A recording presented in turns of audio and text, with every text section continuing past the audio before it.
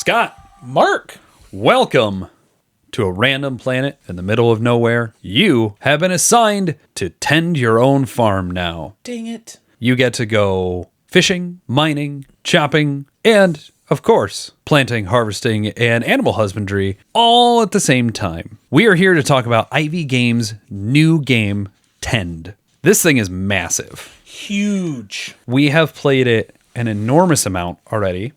We were provided one of the prototype copies from Ivy Studio. And for being a prototype, This doesn't look like a prototype. outside of the fact the back of the box says prototype, art will go here, and a couple things in the rulebook, this really, This looks like a finished game.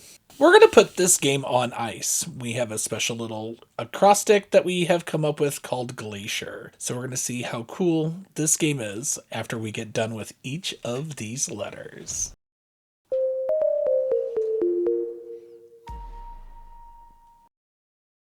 The first G in Glacier is gameplay.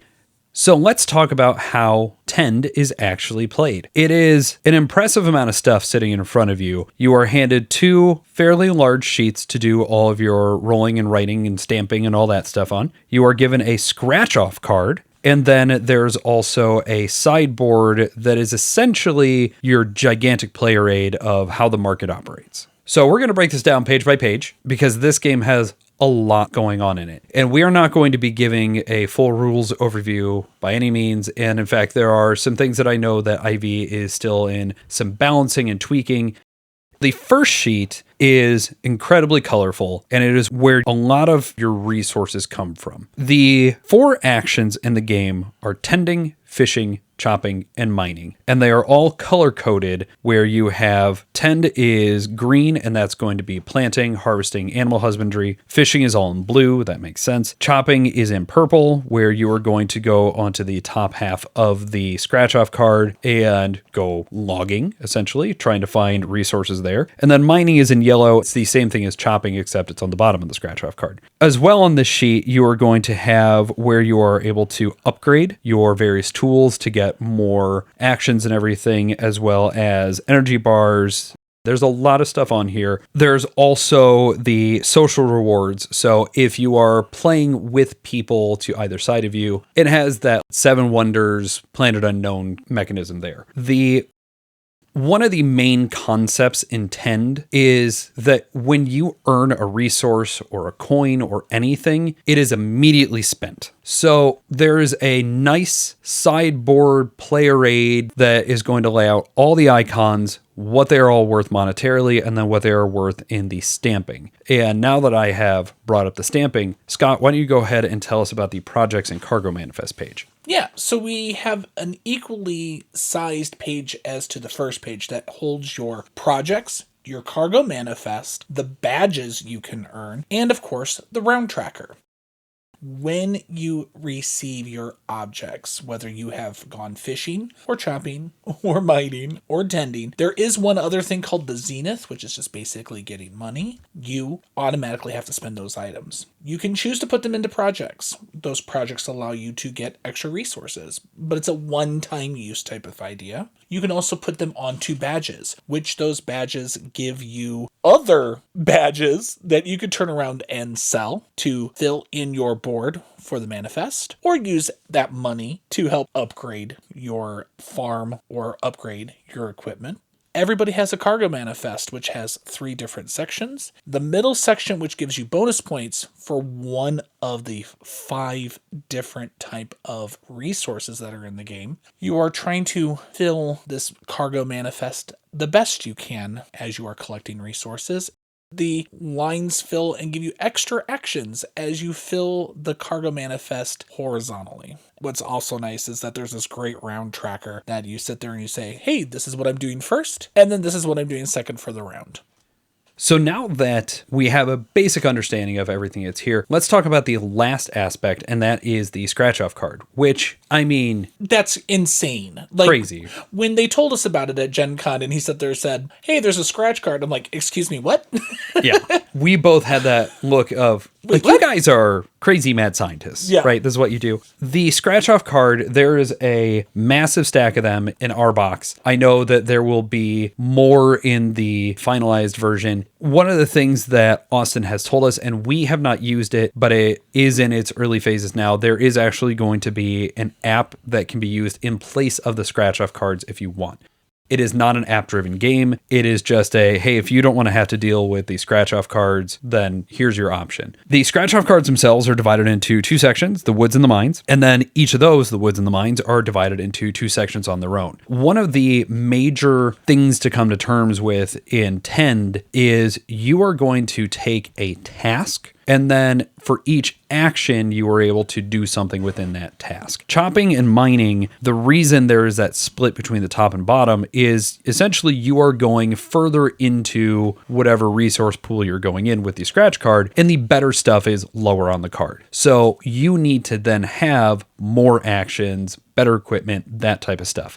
The scratch cards themselves are very well laid out. It will tell you exactly what is findable in each area. And in fact, there is a long line in both sections that will say, hey, if you just want to get to the bottom as quick as possible, go down this path. And it's worth hitting the bottom because you will unlock more places to fish. So knowing that you're going to be able to unlock a place to get different resources, it really incentivizes you to go deep and then go wide, so that way you can unlock as much as you possibly can.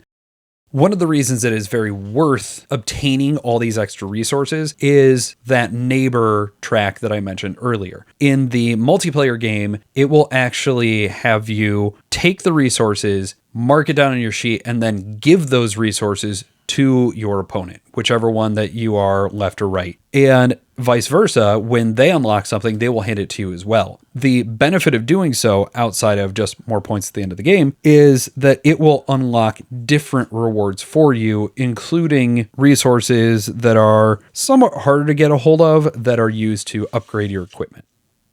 Scott, knowing that there are all these various uses, let's go back to the player aid that we mentioned earlier. Tell us what's on there.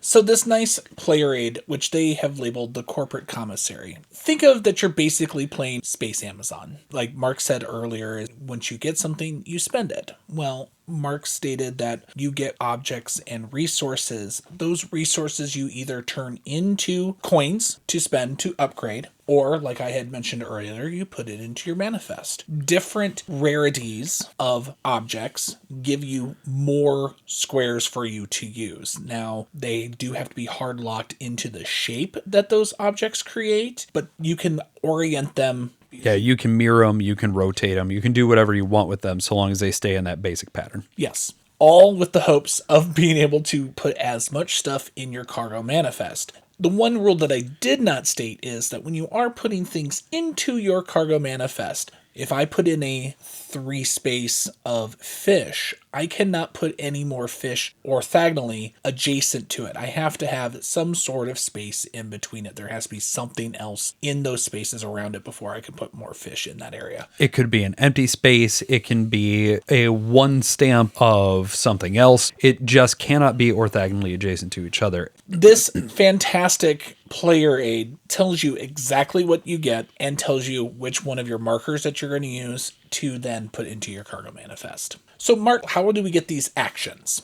There is a playmat that is set in front of you, and the card stacks are going to be set on this playmat. There are scoring objectives that are going to be on there that will trigger at the end of each season. There's a row similar to Isle of Cats Explore and Draw that is just a static line of here are the tasks that are available for every player to take from. We can take the same ones, we can take different ones, but importantly, you're going to take 2 of those tasks on your turn. There is a line of starter cards that will be there that is essentially you're going to get a single task of any of the basics. And then as each turn goes by, you're going to add new cards into this lineup that then are going to be advanced versions, or they could allow for double usage of the task, or it could unlock something, all variety of things on these cards. And then once the deck runs out, it's all going to shuffle together. So you're always going to have the starter cards round 1 1 to round 12. But once you hit that first reshuffle, all the season 1 cards you've already seen are now in there. So there is a possibility by the end of the game that you won't have any starter cards come out, and you might have nothing but season 2 and season 3, which are all really strong, very powerful actions. And once you have taken your actions, you will flip over your player card saying, hey, I'm done. And then once everybody's done, you move on to the next round. As far as the round structure, it is fairly important to actually follow the way it goes, where you are going to resolve any neighbor actions you have gotten. So if you have chosen to spend a resource to give it to your neighbor, this is when you're going to use it. Then you're going to move into scoring. Then you are going to change out the action cards for the round. Then if you have any livestock or plants, they will grow. And then finally, you'll actually get into your tasks on the turn. The reason it's important to do it in that order is during the neighbor phase, there is a very realistic possibility that you are going to unlock extra actions or extra stamps or however you do things. It's intended to make sure that you are not making the choices in that phase based on what it's going to come up following. So there's a strict, this is the way the phases go, but once you've played it a time or two, they really make a lot of sense. In these player aids, the round phase card that acts essentially as your hey, I'm done card, very well laid out, very easy to read.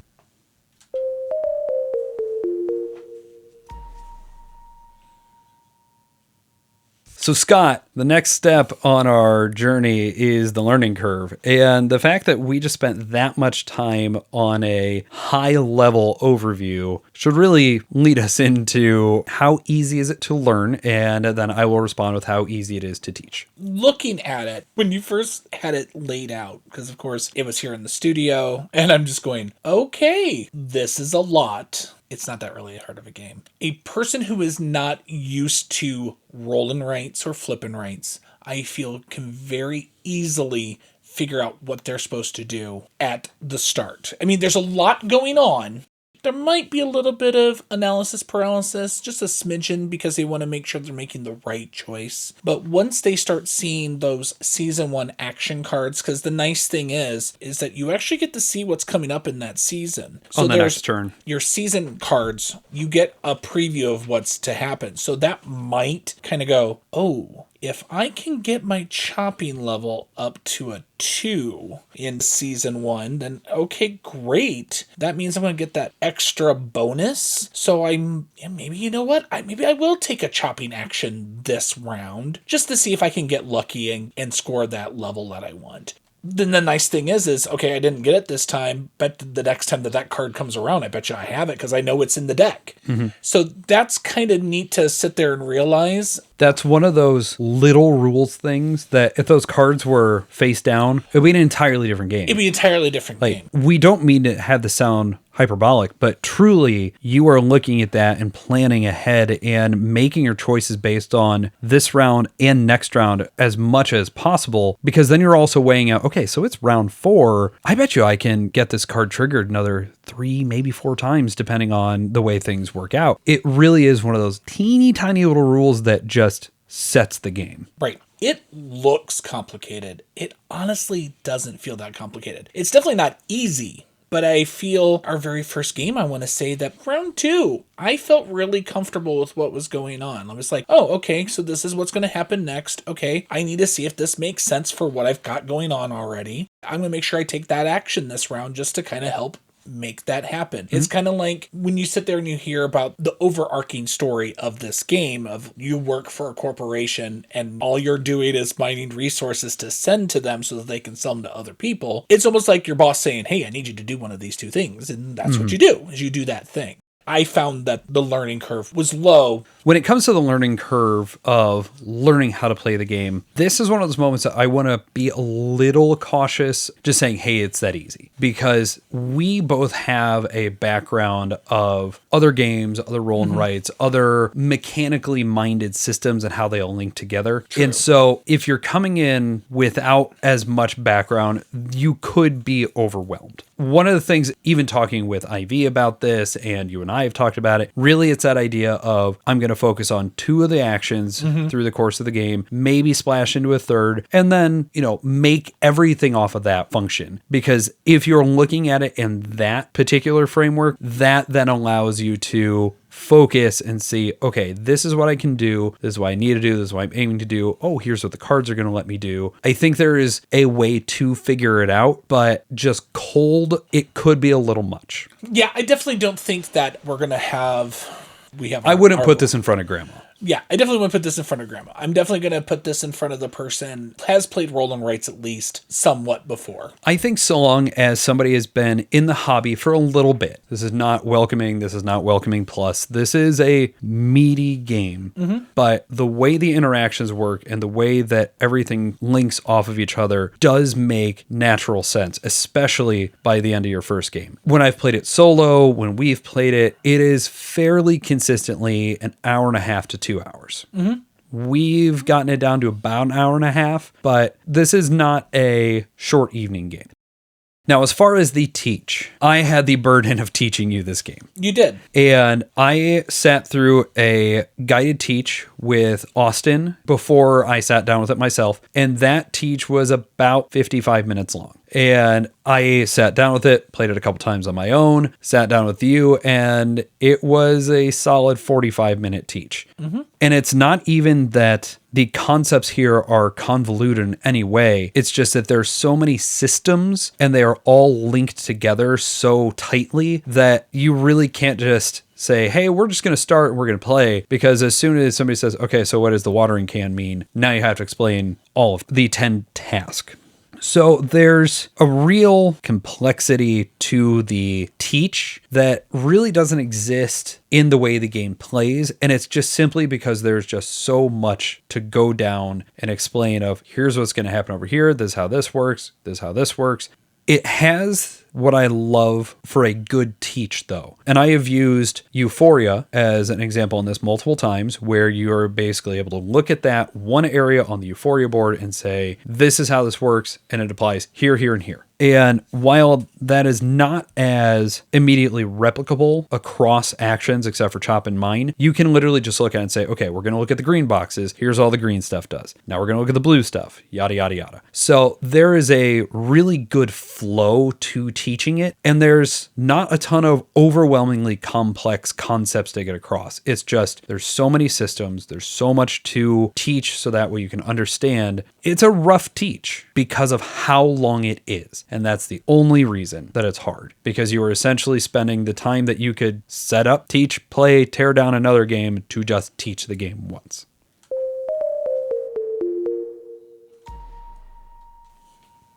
Now, Mr. Shiny, we get into the second category of the Glacier, and that is how pretty the game is. This is art, components, and iconography. So let's start top of it with the art. And it should be noted that, again, we are looking at prototype. This is, I believe, largely finalized art, but keep in mind that what we are playing is not final. I love this artwork. It very much feels like that video games that I used to play with Harvest Moon, Animal Crossing, Stardew Valley. It has those fantastic feels all over this game, between the cards, the papers, and the stamps themselves. The fact that I am looking at a absolutely fantastic, colorful piece of paper that represents the land that I have to work off of. And it's bright and shiny. It's very colorful, which makes me want to look at it, makes me want to work with it, what makes me want to figure out what is what on this piece of paper. And also the fact that they did such the smart thing. They were semi-transparent so that they can put words and the symbols on there so that it makes those nice and clear, completely readable, absolutely fantastic. Yeah, they blurred the background and the boxes just enough so you are still getting the idea of what it is on the art behind it, but it is eminently readable. It was my fourth or fifth game when I looked at you and I'm like, oh my gosh, I didn't realize they did this. That's why this is so easy to play. I think the badges are great. It actually reminds me very much of like Pokemon. It's like, I do this, this, this, and this, and I've got this badge. It's like if Pokemon met one of the old Rare games. Yes. Like Jetpack. Uh-huh. Totally works for what we're doing here. I really like the art on that. For me, if I'm going to compare the artwork and the vibrancy and all this to anything, I'm actually going to go to No Man's Sky because it is so rich and vibrant and you want to look and poke and explore. And in all the times I've played the game already, and I have played this a not insignificant amount of times, I'm still looking at the background and seeing this weird little like crab rock thing. I'm not sure what it is, but I like that it's there and I'm staring at it. There's some really neat artwork here and it all just works. It brings you into the theme. It brings you into that very Harvest Moon, Stardew Valley kind of approach of I have my area and I just want to keep working it and it's fine. It's perfect. It just makes it sing. It really does.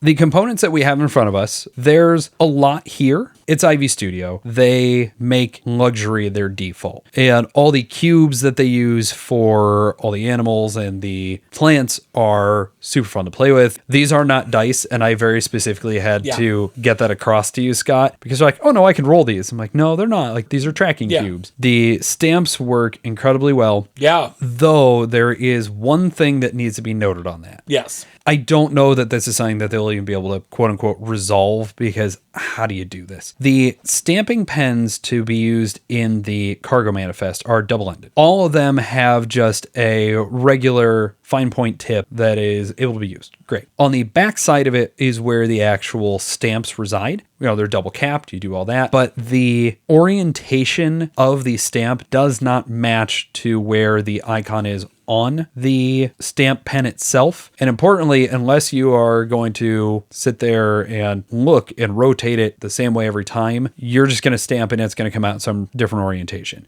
That may not matter to you. When it happened to me, I don't really care, but I know that Jason, he would be making sure that everything is perfectly aligned every single time. Again, that's not something that I think can be quote unquote resolved, but I do think it's worth noting that if you have that tendency, just know going in that you're going to have to spend a little bit of extra time making sure that you're orienting everything properly. But I don't really hold that against the game. I just want it noted. Yeah, so these components are fantastic. We have several different types of plants that you are growing for crops. You have several different animals. They are different sizes. They go onto your board, which I think is really, really neat. You've got your dice that you use for fishing. And of course, like Mark said, you have the markers. So there's of 5 different colors, which are of resources that you gain. You have the pen that you use to write and cross out all of your things. You even have a scratcher coin that looks like one of the Z coins that is on your board and is on the cards. And they work staggeringly well. For as thick as the scratch off layers are,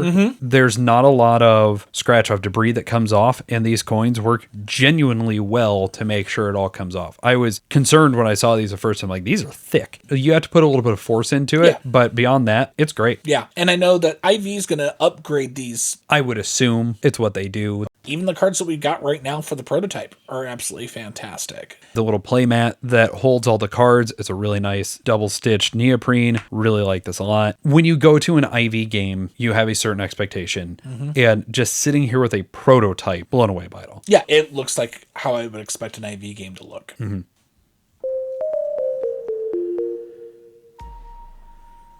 Now, in full transparency, when I developed the Glacier format, it was specifically for this category. Being able to highlight iconography and readability and symbology, because it's a big deal when it comes to games. This is a game that has an enormous amount of symbology, but because of how well integrated it all is with the really nice commissary player aid, everything is just understandable. Top to bottom, there's never a question of what does this do? Where does this go? You just know. Yeah, it's quite impressive. There is 43 different icons just on the corporate commissary card. And it all makes sense because you can sit there like, okay, I'm fishing. Fishing is blue. I look at the blue section that's on my commissary. Oh, hey, look, there's the fish that I just caught. It gives me this coin or it gives me these boxes. Boom, Done. And when you're looking at the scratch off card or the fishing areas, each section tells you what can be found there. So when you're looking at your cargo manifest and thinking, okay, so I have this space open, what can I fill it with? Okay, I'm going to go fishing. Where do I want to go fishing at? Because maybe I need this weird little purple catfish thing. Maybe I need the weird jellyfish thing. I don't know. The creatures are weird and I love them. I have no idea how to describe them appropriately, but they are a lot of fun. But it gives you a really easy to understand guide to this is what I'm looking for. This is where I can find it. How do I want to approach getting that? And it's done perfectly.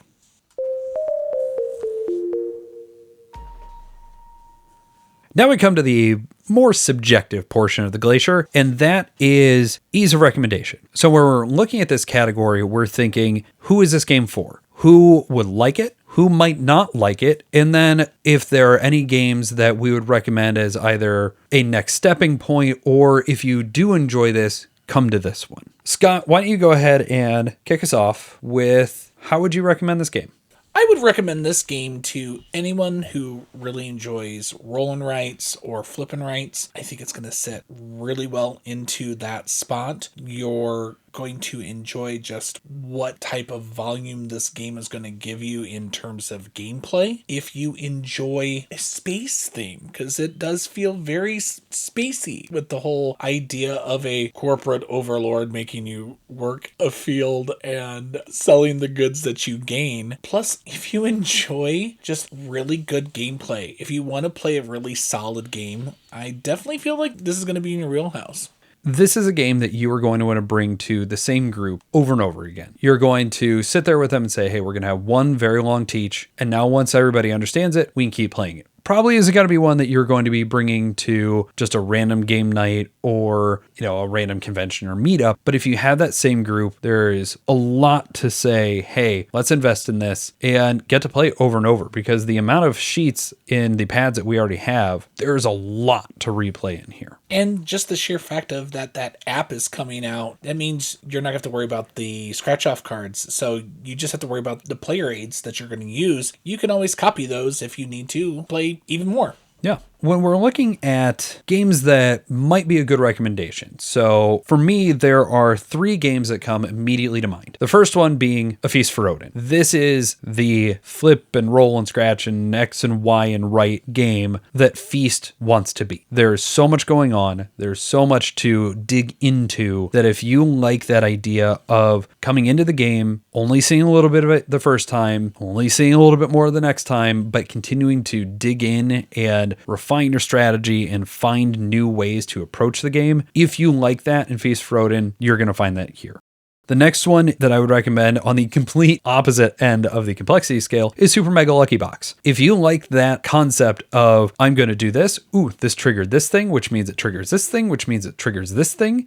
It is so cool how, despite the fact that we are playing separately from each other, and by the time you're in round 10, 11, 12, there's so much going on because you're hearing the other players say, oh, I've triggered this, which triggers this, which triggers this. Oh, you gave me this in the neighbor phase. That means that I now have this. There's so many cool linking things that if you like that one thing turning into 90 things and being able to do it all simultaneously, really recommend it for that.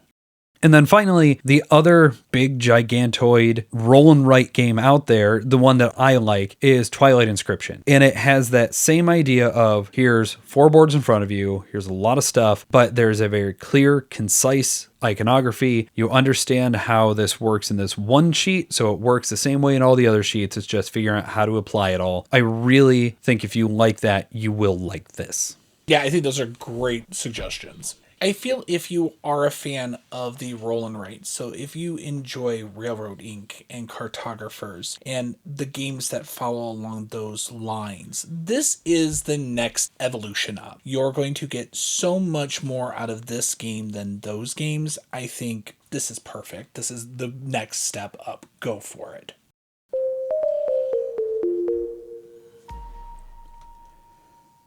So the final category within the Glacier itself is replayability. And I think we hit on it through the course of this. Clearly, if I am making the connections back to Feast for Odin, you should understand that we think the replayability on this is incredibly high. This is off the charts. I mean, you've got, there's at least 20 season 1 action cards, and there's 3 different seasons. And you'll see 8 season 1 cards per game. And just like in the best games, just depending on the way the cards come out together, gives you a different approach to the way you're going to take your turn. Each season has a whole variety of cards. There's a huge deck of end of season objectives. There's so many ways to come at this. And over the course of me playing, not only have I found ways to maximize the strategy and focus on other things and understand the way it all works, but it just is saying, okay, now that I understand more of this, now how can I backlink it to this? And even if it's only those 4 major tasks, they all interact so interestingly together, and just the way the cards come out, there's so much to dig into here.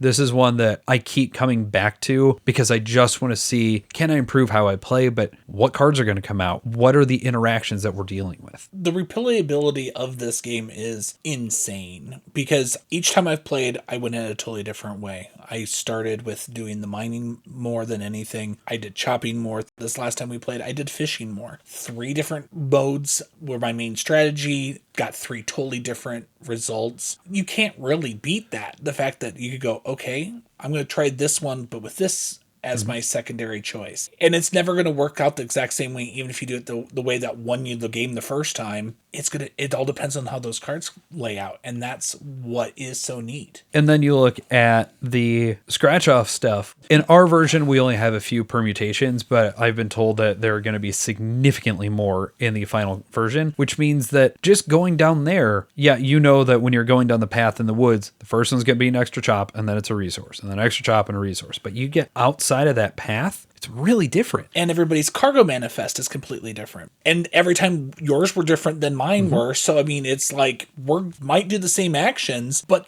how we decide to divvy those actions out is going to be completely different. Very different results. Well done, Ivy. My only knock against it. Yeah. I have played this multiplayer. I have played this solo. You have not had the opportunity to play this solo. No, I have not. The big difference in multiplayer versus solo is that in solo, the neighbor cards, you just hand them off into the void. You get your social rewards, but you don't get anything back. And that also means that the game is never giving you anything back. I do like it more multiplayer for that, but there's also when you and I are playing against each other or we have a group of people, we are comparing scores against each other. It should be noted that the rule set that we have, and this may change, is a high score variant. We've talked about that on our show in the past of the way we approach that, but just know going in that if you are playing this solo, more likely than not is because you want to explore a new combination or you want to just play the game and have fun and not worry about it. At least at time of recording and release, there is no opponent for the solo. It is just a high score variant.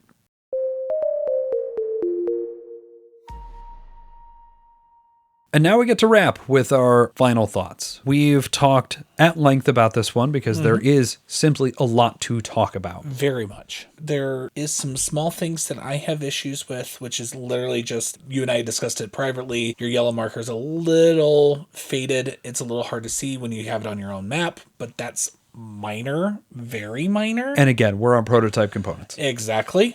You know me. I love my roll and writes. You do. I have several of them, and I rotate them constantly. I think it's a really great game. When I'm looking at this, it's interesting how positive I am on this. And yes, there is a long history of me being a large fan of Ivy Studio. I'm not hiding that association at all. But end of the day, it is an X and right game. Something that I am well known for generally disliking the genre. I really like what is going on here. My struggle comes down to that teach. It is a very fun game. It is one that I've enjoyed playing, even solo, for just getting to explore and try and do things. But I have had much more fun with you because we know the game, we are competing against each other. I don't want to teach the game all the time. I just don't know how to reduce that time down. If you remove that barrier, and it is everybody knows how to play, yeah, this is great. This is one that we can throw out. It can be a main event game. It can also be one that we've played it multiple times in a session because we just enjoy it that much. Yeah. But when you look at the giant array of things in front of us, we have dozens of these tracking cubes. There's giant piles of cards. There's all these markers and coins and the playmat. What is here is very, very worth it. Oh, yeah, very much so. I don't think there's going to be a moment that I would look at the cost of this and be like, am I really getting my money out of it? You're getting your money out of it. You're getting your money out of this box, especially because there is that app that will be coming alongside it. So that way, if you are playing remotely, you now have the way to do that. There's so much here. Even somebody like myself that does not generally like this genre, because there's so many things going on. There's so many ways to explore the game. And frankly, how often are you stamping things? How often are you scratching things off in a board game? This is peak IV of that. Let's take all these disparate things, put them together, and then blow your mind. Yeah, it really is. I kind of go back to my earlier statement. This is definitely the luxury roll and write. Mm-hmm. It's just really well done. And this is a prototype that we've been messing with. I really can't wait to see the finished piece.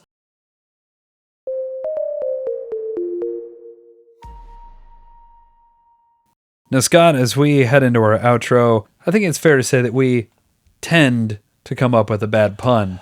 Oh my God, no. Oh, really? And while I may be bored of you, I am certainly not bored of this.